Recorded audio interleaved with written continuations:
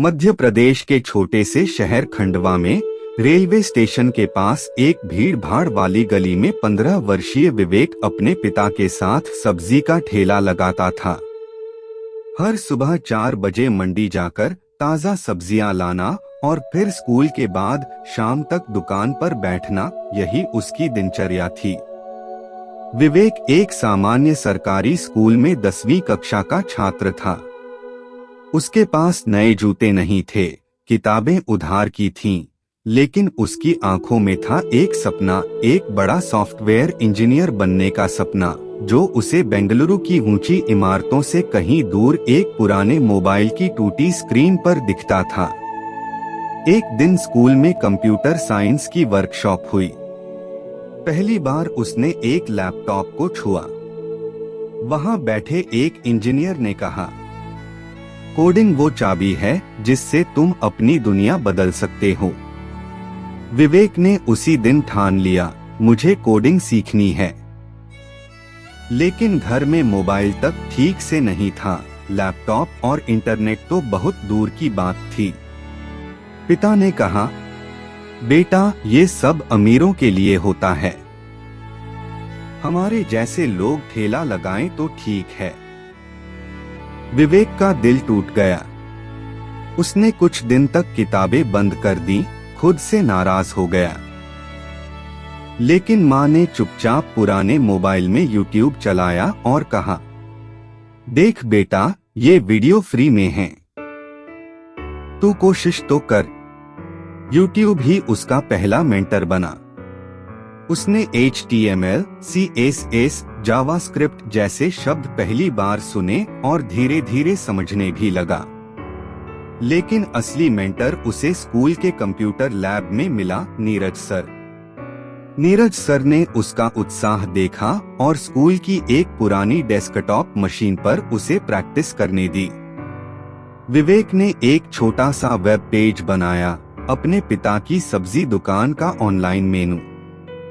यह भले ही बहुत साधारण था, लेकिन उसके लिए यह पहला कदम था।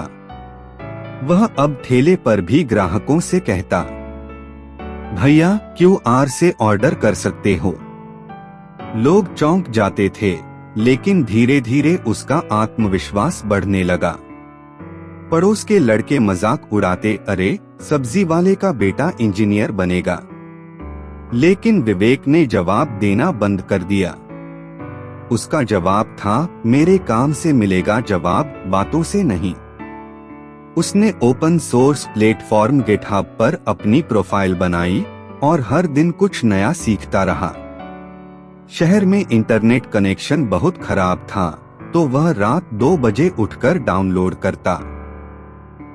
12वीं बोर्ड के बाद उसे कोडिंग बूट कैंप में दाखिला मिला, लेकिन फीस 30,000 रुपए थी। विवेक ने रात को ऑनलाइन ट्यूशन लेना शुरू किया और 1 महीने में 15,000 रुपए इकट्ठा कर लिए। बाकी पैसे उसके स्कूल के प्रिंसिपल ने दिए, यह उसका पहला वापस देना था। बूट कैंप में सब अंग्रेजी बोलते थे, बड़े शहरों से थे। विवेक खुद को सबसे छोटा महसूस करता। कई बार वह खुद से कहता, क्या मैं वाकई यहाँ का हूँ? लेकिन फिर वह रोज रात खुद से वादा करता, जो यहाँ तक आया है वो बीच में नहीं रुकेगा।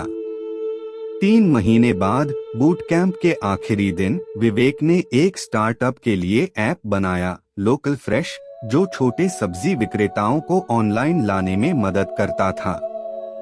उसका प्रोजेक्ट इतना प्रभावशाली था कि बेंगलुरु की एक MNC कंपनी ने उसे इंटर्नशिप ऑफर कर दी। विवेक ने अब अपना YouTube चैनल शुरू किया, कोड विद विवेक, जहां वह हिंदी में कोडिंग सिखाता है।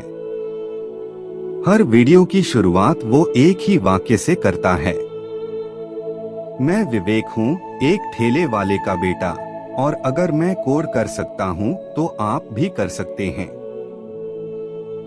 वह अब हर महीने अपने कस्बे के बच्चों को मुफ्त कोडिंग सिखाता है और अपने पिता के ठेले को उसने एक स्मार्ट स्टॉल में बदल दिया है। QR कोड, डिजिटल पेमेंट और ग्राहकों का रजिस्टर, सब ऑनलाइन। कभी हार मत मानो। अगर तुम हालात से हार मान लोगे तो सपने कभी जीत नहीं पाएंगे। लेकिन अगर हर गिरने के बाद उठने का साहस कर लोगे तो तुम्हारी उड़ान कोई नहीं रोक सकता। एक ठेले वाले के बेटे ने कोडिंग सीखी, सपने देखे और उन्हें पूरा भी किया। सोचो अगर वो कर सकता है तो तुम क्यों नहीं। सपने कभी छोटे नहीं होते, बस उन्हें पूरा करने का जज्बा बड़ा होना चाहिए। हार मानना आसान है, लेकिन जीत उन्हीं को मिलती है जो आखिरी दम तक कोशिश करते हैं। अगर ये कहानी आपके दिल को छू गई हो तो इसे शेयर करो ताकि किसी और का हौसला भी बन सके। सब्सक्राइब करो ऐसे ही इंस्पायरिंग वीडियोस के लिए। और याद रखो, छोटे शहर में पैदा होना कमजोरी नहीं, वहां से उड़ान भरना ताकत है।